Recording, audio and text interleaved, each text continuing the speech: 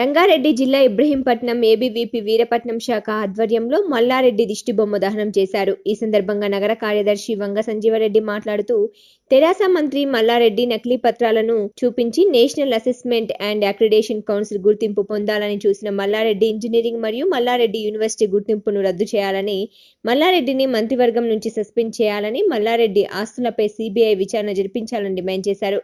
ఇలాంటి రౌడీ షీటర్లకు, దొంగలకు మంత్రి పదవి ఇవ్వడం తెరాస ప్రభుత్వానికి సిగ్గుచేటు అని అన్నారు. ఇలాంటి రౌడీ షీటర్లకు, దొంగలకు మంత్రి పదవులు ఇవ్వడం తెరాస ప్రభుత్వానికి సిగ్గుచేటు అని వారన్నారు. ఈ కార్యక్రమంలో నగర కార్యదర్శి వంగ సంజీవరెడ్డి, రంగారెడ్డి జిల్లా వీరపట్నం విభాగ్ technical cell convener Kambalapalli Sasidhar Reddy, Sai Dhanraj, Kalyan, Sandeep, Shiva, Vinay, Bhanu, Jagadish తదితరులు పాల్గొన్నారు.